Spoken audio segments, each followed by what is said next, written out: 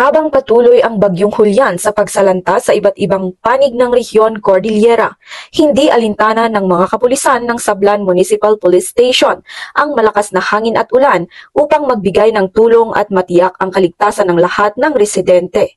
Bilang tugon sa mga epekto ng Bagyong Julian, ang Sablan MPS katuwang ang mga residente ay nagsagawa ng road clearing operation sa mga kalsadang naapektuhan ng pagguho ng lupa.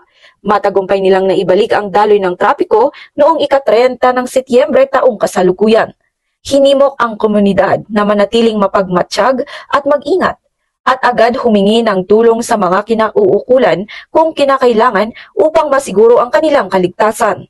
Sa pamamagitan ng pagtutulungan at koordinasyon, ang kanilang pinagsamang pagsisikap ay nagresulta sa mabilis na pagresolba sa mga balakid na dulot ng Bagyong Julian.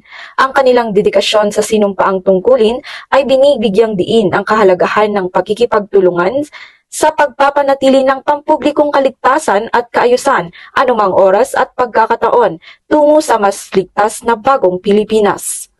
Mula dito sa rehiyon ng Cordillera, ako ang inyong PNN correspondent, Patrolwoman Jezebel Moyaw, alagad ng batas, tagataguyod ng Balitang Pulis.